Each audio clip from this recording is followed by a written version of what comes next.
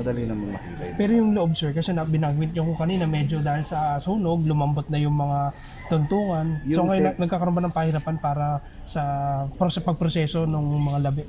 Opo, kasi yung second floor ng bahay, gawa sa kahoy. Mhm. Ito yung kasi yung mga sinaunang structure. Makailang beses ata nag-rekindle sa loob po. Opo. Kasi dahil din sa Sa basis natin kung mahirap makamata, so meron ba tayong pwede predict na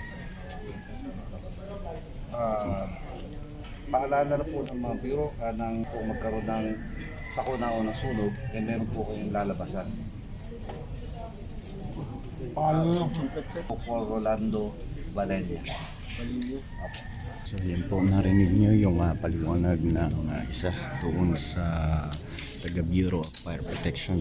At ito nga yung two-story duplex na residential na nasunog kaninang madaling araw, at 6 po ang sinasabing nasawi dito sa naturang sunog. Sa ngayon ay nasa loob pa yung mga labi ng mga biktima,